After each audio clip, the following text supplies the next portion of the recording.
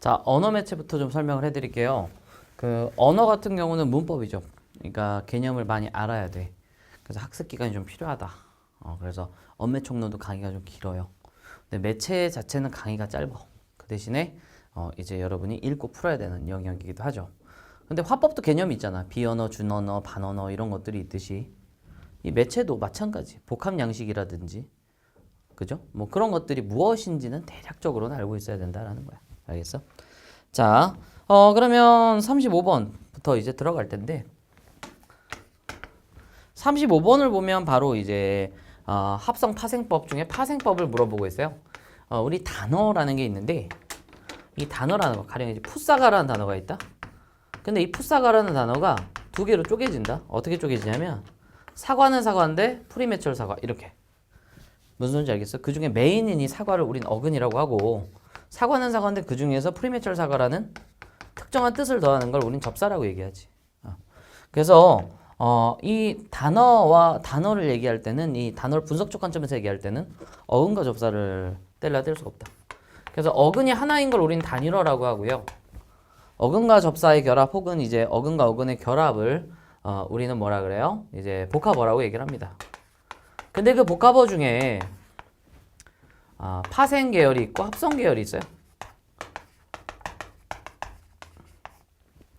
파생어는 어근 접사 접사 어근이죠. 그죠? 네. 그래서 어근 접사 접사 어근. 그래서 접사가 뒤에 있으면 이걸 전미 파생이라고 얘기하고요. 접사가 앞에 있으면 접두 파생이라고 얘기를 하는 거야.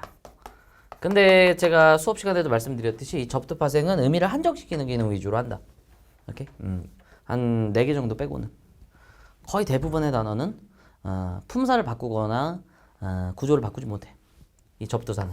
하지만 전미사는 구조를 바꾸거나 트랜스, TS는 트랜스 혹은 품사를 변화시키기도 합니다. 오케이? 이런 맥락에서 이제 접근을 해보자는 얘기야. 합성어는 뭐예요? 어근과 어근의 결합. 그래서 일반적인 어근의 결합이냐 일반적이지 않은 어근의 결합이냐에 따라서 달라지곤 하죠. 이런 맥락에서 우리는 지금 이 파트를 보자는 얘기입니다. 자, 그래서 35번을 보면 셋이 이게 강세를 드러내는, 그죠? 셋발 같아, 십벌 같아 이런 것들. 강세를 드러내는 얘기야. 접두사는. 접두사 세나 시는. 뒤, 들, 셋, 시 뭐 이런 거 얘기했잖아. 휘, 짓, 강 뭐 이런 거. 이런 것들이 뭐야? 좀 강세를 드러내는 접사야. 자, 그런데 이런 어떤 롭다, 되다, 답다, 스럽다는 이제 전미파생어로서 이런 것들은 결국에는 형용사를 바꿔주는 거지, 그치? 그러니까 뭐가 차이냐면 기억은 원래 형용사야. 그 앞에 뜻을 더하는 접사가 붙는다. 그러니까 품사를 바꿔주는 놈이 아니란 얘기야, 이 얘기는. 품사를 못 바꿔준다. 얘 같은 경우는 품사를 바꿔준다는 얘기지. 이해돼? 자, 그러면 여러분이 1번은 뭐 퍼렇긴 퍼런데 시퍼렇다라는 강세라는 걸 알 수 있겠고 새롭다라는 걸 내가 분명히 언매 총론 시간에 분명히 강조했었죠. 새가 관형사였어. 새 신발할 때 그 새.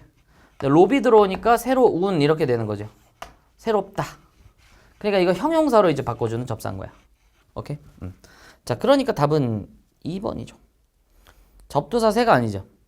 여기서 나오는 새나 시의 접두사는 강세를 드러내는 건데 이 새롭다가 뭐 아주롭다 이런 건 어색하잖아요. 그죠? 이런 식으로 판단할 수 있겠다. 그 다음에 복되다 이런 것도 알겠고 복이 명사인데 그 뒤에 복된이라는 형용사로 바꾸는 거고 정답다에 은이 들어와서 정답 운이 되는 것도 이제 형용사로 바뀌는 거지. 이런 것들 기억하시고 그 다음에 사랑스럽다라는 것도 사랑이라는 명사에 스럽다라는 형용사가 그 접사가 들어와서 형용사를 바꿔주는 거다라는 거죠. 무슨 소리인지 알겠어? 그래서 시험지를 좀 더 어렵게 내려면 이게 동사냐 형용사냐를 갈라봐라로 시험 문제를 내야 돼 원래는. 근데 아직까지 뭐 그렇게까지는 나오지 않은 것 같은데 동사일 땐 과거가 니은이고 형용사일 땐 현재가 니은이야. 그러니까 새로운, 정다운 이런 것들이 이제 현재니까 이게 형용사라는 거죠. 형용사 현재. 근데 간 사람 동사일 땐 과거다. 뭐 이런 게 나왔어야 되는데 그런 건 안 나오고 약간 좀 총체적으로 나오지 않아서 약간 아쉬운 문제다. 그래서 정다운 요거를 형용사라고 기억하고, 그죠? 정이라는 명사를 이 정다운이라는 형용사를 바꿔주는구나. 그래서 요런 것들, 얘는 품사를 트랜스할 수 있는데 접두사는 이게 바꿔준다라는 워딩이 안 나왔잖아. 요걸 구분할 수 있냐를 이제 시험 문제로 이제 태운 게 바로 이 35번 답, 그래서 2번이다. 자, 36번. 여러분이 뭔가 필기할 게 있으면 일시정지하고 하세요. 자, 36번 보시면 이번에 문장이에요. 문장이 있는데 그리고 저희 밑에 층이 공사 중이라 약간 뭐 스튜디오가 시끌시끌할 수 있는데 그렇게 막 크리티컬하지 않으니까 뭐 잘 들어주세요. 문장은 혼문장과 겹문장이 있어요. 혼문장은 주술관계가 한 번이고요. 겹문장은 주술관계가 두 번인데 이놈이 어떻게 되냐면 주술관계가 두 번이 이어질 수가 있고 한 놈이 한 놈을 안을 수가 있어요. 그래서 S1, PV1, S2, PV2 이렇게 이어진 문장이 나올 수가 있고요. 주어가 있는데 그 다음 주어가 나오는 거야. 제2의 주어가 나오는 거고 그 다음에 제2의 서술어, 그 다음에 제1의 서술어가 등장하는 거지. 그래서 농부는 비가 내리기를 원한다. 농부는 원해. 뭘? 비가 내리기를. 이렇게 처리가 되는 것인데 그럼 넌 어떻게 해야 돼? 제2의 주어가 나왔을 때 이상하다. 괄호 시작. 그 다음에 동사, 형용사, 서술격 조사가 나오면 끊어주는 거야. 개칼같이. 그래서 이런 연습을 좀 하셔야 된다는 것이고 그 중에서 지금 이 안긴 절에 대해서 명사절, 관형절, 부사절, 서술절, 인용절 이렇게 이제 나올 수가 있어. 명관부서인. 오케이? 그래서 여기서 표지를 기억하라 그랬는데 표지를 안 외우면 문제를 못 푼다 그랬지. 그래서 미음이나 기가 명사절, 그 다음에 을, 는, 니은, 리을, 던 이런 것들이 이제 어미들이죠. 그죠? 나는 할 때 그 나는이 아니야. 그거는 조사고. 부사절은 개, 이, 도록 이렇게 되는 것이고 서술절은 A는 B가 어떠 하다 꼴이죠. 코끼리는 코가 길다 이런 거. 인용절은 라고, 고, 하고 이런 것들이 있어. 다른 거보다도 여기서 여러분이 내가 분명히 구분하라고 했던 건 흰눈이 내린다 기억나? 이 관형절. 흰눈이 내린다 에서 흰이 분명히 무슨 절? 관형절이라고 얘기했지. 이 관형절은 전체 문장 속에서 관형어인데 그죠? 이건 안긴 문장 속에 서술어라 그랬어. 눈이 희다니까 새로 문장을 만들어 놓으라 그랬지. 기억나? 그래서 이 흰은 전체 문장에서 관형어인데 안긴 문장에서 서술어가 된다. 이런 것들. 그리고 내가 분명히 뭐라 그랬어? 이 관형절은 관형어, 부사절은 부사어, 서술절은 서술어라 그랬어. 물론 역은 성립하지 않지만. 이거랑 그리고 안긴 문장 자체가 무슨 역할을 하냐라는 질문과 이 안긴 문장 속에 무슨 어가 있냐는 워딩은 다른 거야. 이 안긴 문장 자체가 무슨 어 역할을 하냐 1번과 이 안긴 문장 안에 무슨 어가 있냐라는 건 전혀 다른 질문이라고. 그래서 36번에 지금 1, 2, 3번과 그 다음에 4, 4번은 다른 얘기야. 아예. 알겠어? 우리는 봄이어서 오기 명사절. 봄이어서 오기가 명사절. 그가 범인이 아니었음 명사절. 근데 이 명사절은 어가 어떻게 결정되냐면 어떤 조사가 왔는지에 따라서 결정이 되는 거니까 이건 목적어로서 그 다음에 그가 아니었음에는 부사어로서 그러니까 36번 답은 2번이죠. 그 다음에 이제 디귿은 관형절은 관형어 이렇게 매끄럽게 푸는 거야. 그 다음에 기억에는 안긴 문장 속에 어서라는 놈이 있고 디귿은 그런 게 없죠. 우유를 마신 을는 니을 리을던 마신 동사가고 니은이 들어가 있으니까 얘는 관형절이었죠. 우유를 마신 디귿은 관형절이다. 그죠? 네. 자, 그 다음에 4번 니은과 달리 디귿에는 그럼 네가 만들어주는 거야. 아기가 우유를 마셨다. 그러니까 주어가 생략돼 있죠. 여기서도 눈이 희다라니까 주어가 생략돼 있듯이. 그러니까 이렇게 매끄럽게 푸는 거야. 배웠던 대로 36번 답은 2번이었어. 자, 그 다음에 37번 같은 문제는 고전에서 아주 전형적으로 나오는 스타일이라고 그랬지. 내가 그래서 높임할 때 뭐라서 주어 살리고 조사 살리라고 내가 분명히 얘기했죠.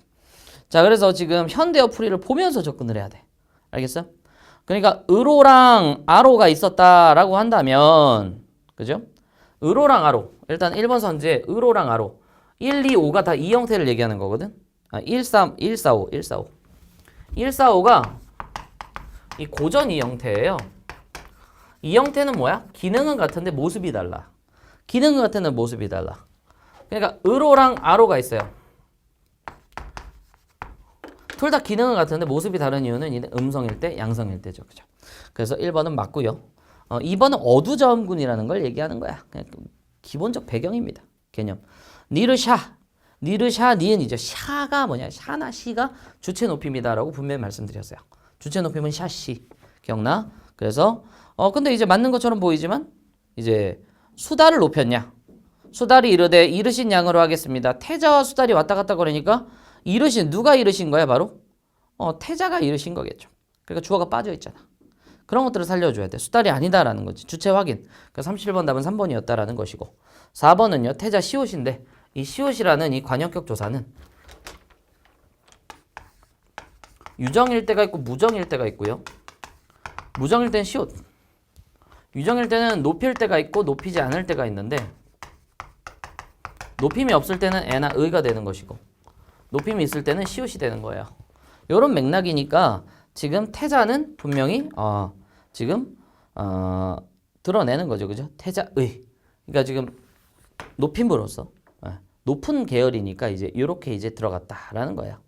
그래서 이런 맥락에서 이제 접근하시면 되는 것이다라는 것이고 그 다음에 거짓말을 이라는 이 5번 선지는 뭐냐면 이것 때문에 그런 거예요. 이거를 이어적기 그 다음에 자 모음으로 시작하는 조사가 결합할 때 이어적기를 해왔다라는 얘기인데 결국에 뭐냐면 제가 이것도 분명히 뭐라고 얘기했었냐면 알랄 을를 이렇게 있다라고 말씀드렸어. 그러니까 양성일 땐 이거 음성일 때 이거고 받침이 있을 때는 이거 받침이 없을 때는 이거였지. 앞에 있는 채연이. 근데 이제 조심해야 될 건 이런 거라 그랬어. 내가 분명히 그때 수를 할 때 이게 이 을이 아니다. 이 을일 수 있다. 왜? 땡겨오면 술이잖아. 술 마신다. 그러니까 주변 문맥을 보면서 판단을 해야 된다라고 얘기했고 똑같은 말이야. 거짓말알. 랄이 이 랄이 아니라 이 알이죠. 오케이? 거짓말 알. 이렇게 현대어를 보면서 처리하면 30번, 3번 매끄럽게 나옵니다. 자, 그런 얘기고요. 내가 38, 39 관련해서는 분명히 로마자가 음운 변동이랑 결합해서 분명히 나온다고 얘기했지. 그래서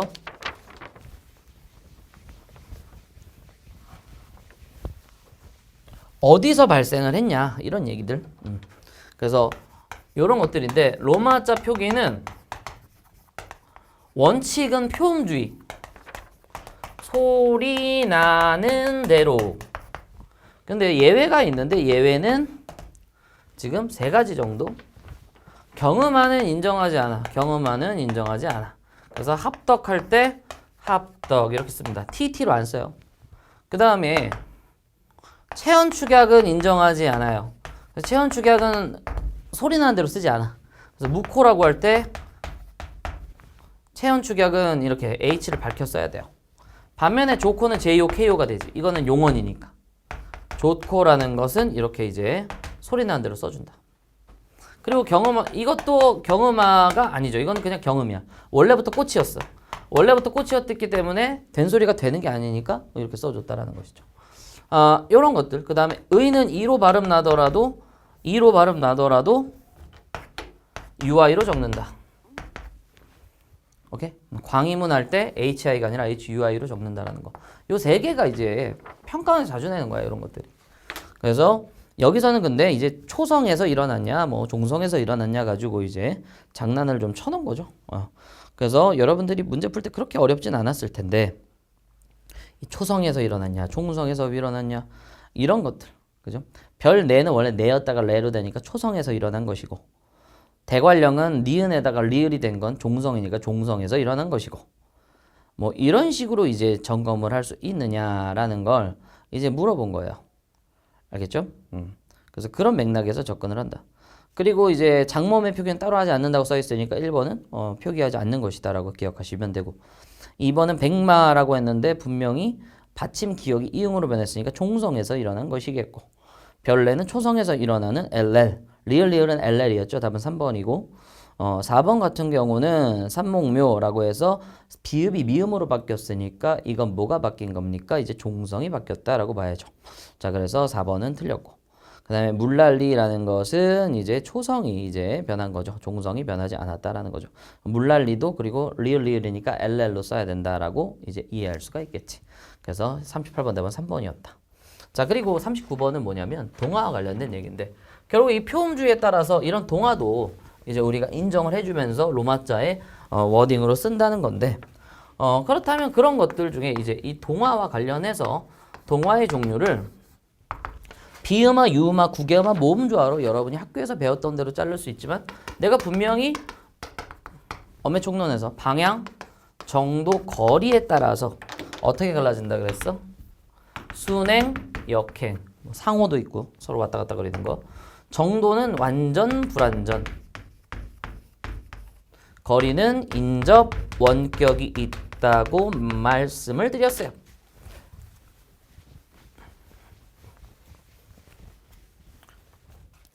그래서 이제 가령 칼날이다. 그러면 얘가 얘한테 영향을 주는 거잖아. 얘를 동화주라 그러고 얘를 피동화주라고 하는 거거든요. 그래서 얘가 얘한테 영향을 주는 거야. 순행. 그 다음에 신라. 이건 거꾸로 얻어맞는 놈이 그러니까 변한다니까. 얘가 이렇게 변하잖아. 얘도 얻어맞는 놈이 변하는 거야. 이렇게. 그래서 이걸 역행. 그죠? 그 다음에 협력 같은 경우는 처음에 얘가 협력. 이게 니은으로 변하고 니은이 비읍에 영향을 줘서 미음이 되는 거라 서로가 서로에게 영향을 주는 상호라고 얘기를 할 수가 있다라는 말씀을 해드렸어. 자, 그 다음에 완전 불완전은 뭐 초딩 같은 거야. 완전히 똑같으면 당연히 뭐가 되는 거야? 완전히 어떻게 돼? 완전히 똑같아지잖아. 이렇게. 완전히 똑같아지면 리을 완전히 똑같아지면 완전. 국물처럼 얘는 이응이고 얘는 미음이야? 그럼 얘는 이응이고 미음이니까 이건 뭐가 되는 거야? 불완전이 되겠죠. 이렇게 이제 판단한다. 그 다음에 이제 거리가 있는데 인접과 원격이 있어요. 자, 방금 했던 신라, 국물 이런 것들은 다 인접이야. 인접이 많어. almost 인접. 근데 원격은 뭐냐면 아기를 뭐라 그래? 애기라고 하는데 그죠? 이 기억이 가운데 있으면서도 이가 이 아에 영향을 줘서 아가 애로 변하는 거야. 맞지? 이가 아에 영향을 줘서 아가 애로 변한다. 그래서 이런 것들은 기억이 가운데 있으면서도 변하는 원격인데 비표준 발음이 많다. 뭐 이런 얘기를 해드렸죠. 자, 그러면 여기서 우리가 뭘 찾는 거야? 기억. 동화음이 피동화음에 그죠? 후행하는 동화로 나눌 수 있다. 라는 얘기를 하고 있잖아요. 그러니까 지금 여기서 영향을 주는 게 가령 얘가 영향을 주는 이 동화주가 앞에 있으면 이게 지금 선행한다라고 얘기하고요. 동화음이 이렇게 영향을 주는 이놈이 이렇게 뒤에 있으면 후행한다라는 거야. 우리는 그러니까 역행동화 찾는 거예요. 역행. 역행동화면서 어떤 걸 찾는 겁니까? 거기 보시면 알겠지만 니은 완전. 완전히 똑같아지는 케이스를 찾는 거야. 그죠? 그러면 이제 곤란은 어떻게 돼요? 곤란을 봐봐. 곤란은 역행이죠. 이렇게 영향을 주는 거죠. 얘가 얻어맞아서 변한 거니까. 그러면서 완전해지니까 완벽히 둘이 똑같아지니까 곤란은 해당사항 되겠네. 국민은 일단 불완전이잖아. 탈락. 그 다음에 음내는 어떻게 되겠어? 음내는 얘가 얘한테 영향을 줘서 미음으로 변하는데 미음이나 니은이나 불완전이니까 탈락. 그 다음에 인문. 인문 같은 경우 인문 같은 경우는 똑같아지네. 예. 그리고 역행이네. 맞지? 그러니까 곤란과 인문이 답이죠. 그 다음에 이제 칼날. 칼날은 여기 봤듯이 순행이잖아. 그지? 그래서 틀렸어. 그래서 4번 쓰시면 안 된다. 오케이? 1번이다. 라는 것이고 이건 내가 분명히 의문의 변동할 때 설명을 해드린 부분입니다. 그래서 내가 설명 안 한 거 하나도 없어. 내가 만든 줄 알았다. 그래서 이렇게 도움을 얻으시고 다시 한번 강의를 들어보세요. 알겠죠? 자, 이제 매체 들어가겠습니다. 방금 했던 건 언어였고요. 매체를 보시면 40에서 42는 블로그, 그 다음에 이제 뉴스에 대한 이야기입니다. 이런 어떤 매체 언어의 특징을 이제 비교하는 문제가 이제 첫 지문에 나올 확률이 대단히 높습니다. 그런데 이제 보시면 여러분들이 조금 알아야 될 개념이 정보를 생산자, 말 그대로 정보 만들어내는 사람이야. 이 글을 올린 사람이 바로 정보 생산자가 되는 건데 이 사람들도 이 사람 역시 오늘은 다큐멘터리 북극곰의 오늘과 내일을 봤어. 그러니까 수용자가 생산자가 되는 거죠. 그죠? 그죠? 그리고 이 사람이 어떤 누군가 대가를 써가지고 이 링크로 들어가 보세요 해가지고 링크를 들어갔다면 또 다시 정보 수용자가 되는 거죠. 결국에 이런 것들이 이제 꼭 픽스된 게 아니라 왔다리 갔다리 할 수가 있다라는 거야. 무슨 소리인지 알겠죠? 그런 상황이고, 그럼 댓글은 지금 이 정보를 수용한 사람들이겠지, 일단은 기본적으로. 그리고 정보를 생산한 사람이 일단 구름이라고 볼 수가 있겠죠. 여기서는, 그죠? 근데 이제 그러면서 이 구름이는 그 앞에서 이미 다큐멘터리를 봤으니까 정보의 수용을 바탕으로 해서 정보를 생산한 거다라고 볼 수가 있겠지. 이런 워딩들에 대한 가벼운 이해. 그 다음에 일방향과 쌍방향인데, 일방향은 이 뉴스처럼 이 뭐 딱히 뉴스 나올 때 갑자기 이제 뭐 실시간으로 뭐 듣진 않잖아요. 실시간으로 사람들 의견을 듣진 않잖아, 그지? 상호작용의 활발성이 좀 떨어지는 일방향과, 블로그 같은 경우는 바로 댓글 달고 그 대댓글을 달잖아. 그래서 쌍방향적이다라고 할 수 있는 부분이 있어. 라디오도 쌍방향적인 부분이 분명히 존재하죠. 앞으로 시험 문제는 그런 것들도 나올 수가 있어. 자, 그럼 40번 같은 경우는 이 면대면은 아니죠, 그죠? 사실 얼굴과 얼굴을 마주하는 그런 면대면 소통은 아니고요. 자, 특히 이제 가가 지금 면대면이 아니라는 걸 지금 이제 얘기를 하고 있는 거야. 알겠죠? 네. 그 다음에 이제 3번 같은 경우가 바로 이 핵심 키워드. 이거 뭐 샵한 다음에 주요한 어떤 단어들. 그래서 이제 이런 것들을 말로 풀어놨어. 3번이고. 그리고 이제 이렇게 매스미디어처럼 이제 뉴스가 쫙 알려주는 것은 정보 수용자가 불특정 다수죠. 그죠? 그래서 4번이 틀렸고.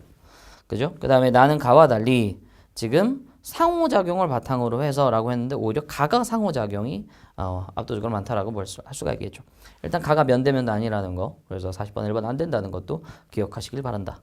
자, 그 다음에 41번 같은 경우는 복합 양식성이라는 얘기가 나오는데 이거 분명히 제가 이제 매체 파트에서 분명히 설명해드렸죠. 여러 가지가 이제 복합적으로 음성, 문자, 사진, 영상, 표들 이런 것들이 복합적인 어떤 특성들을 가지고 있는 거야. 그지? 자, 그래서 지금 뭉돌이가 얘기했을 때 그래프의 추세가 계속 이어지면 사진 속 그래프라는 이 표와 그 다음에 사진 속이라는 그림을 이제 결합시켜서 얘기를 했으니까 이건 복합 양식적 특성이라고 볼 수가 있는 거예요. 무슨 소리인지 알겠어? 그리고 이제 수용자가 생산자가 됐다. 생산했다는 것 자체가 사실 창의적이거든. 복뿐만 아니면 창의적이다. 좀 창의라는 말은 좀 폭넓게 좀 받아들여 주셨으면 좋겠고요. 그 다음에 5번 선지가 답인데 이것은 뭐냐면 지금 생산자들 사이에 놓여있는 맥락 같아도 관점이 다르다. 이런 거는 뭐가 나올 수 있냐면 뉴스가 신문 기사가 온라인 신문 있죠. 온라인 신문이 뭐 A사, B사, C사가 나오는데 다 관점이 다를 수가 있거든. 그러니까 그럴 때 얘기를 하는 거야. 신문사마다 약간 관점이 다르잖아요. 약간 보수적인 성향도 있고 진보적인 성향도 있고 그렇잖아요. 그런 다름이 있을 수 있다라는 걸 보여주는 사례는 그런 사례지. 여기서는 해당 사항이 없어. 자, 그래서 41번 답은 5번이다라고 볼 수가 있겠지. 그 다음에 이제 42번은 그렇게 어렵진 않은데, 그죠? 자, 기업과 니은에 대한 이야기죠. 그죠? 기업과 니은 둘 다 결국에는, 지금, 저도 그렇게 생각해요. 제가 이걸 보면서 북극곰에게 미안하네요. 라는 거, 그죠? 이런 얘기들은 다 의견에 동의를 했다라고 우리가 간주를 할 수가 있겠지. 그래서 4번 선지라고 볼 수가 있겠고. 정보의 신뢰성은 뭐냐면 도대체 출처가 어디냐라는 거야. 1번 선지에 나왔던 신뢰성은 출처가 어디냐라는 것도 이제 뭐 기억을 하시면 되겠다. 그 다음에 그 다음에 하이퍼링크라는 부분은 이제 이 니은 보시면 www.삐리리.go.kr 이런 식으로 이런 것들이 이제 하이퍼링크랑 상관이 있다라는 것도 좀 기억을 하시면 되겠다. 알겠죠? 네, 링크를 걸어서 드러내고자 하는 것이다라는 것도 이제 뭐 할 수가 있겠죠. 그런 맥락에서 이제 접근을 하시면 되겠고, 그래서 특히 니은은 블로그에 대한 제시에 그 동의를 하고 있고 저도 그렇게 생각해요라고 하면서 매체 기능을 활용하여 관련 정보를 추가하고 있다. 하이퍼링크라고 하죠. 이런 걸 링크를 달아서 전달을 하는 이런 어떤 워딩. 그러니까 이런 워딩들을 그때그때 습득을 하면 뭐 문제 푸는데 전혀 어려움이 없어요. 그 다음에 43에 45는 이렇게 생각해. 이게 뭔가 동영상이나 어떤 그런 것들을 만들어내는 과정이다라고 생각하세요. 그죠? 그래서 처음에 학생들이 대화를 하고 그러면서 이제 그걸 통해서 장면을 만들고 그것을 한번 45번 문제처럼 검토를 해보는, 마치 이제 장문에서 퇴고 고쳐쓰기라고 보시면 돼요. 자, 근데 이제 43번에 4번이 답인 건 어렵지 않은데 긍정의 태도, 그런 것들이 좋을 것 같아.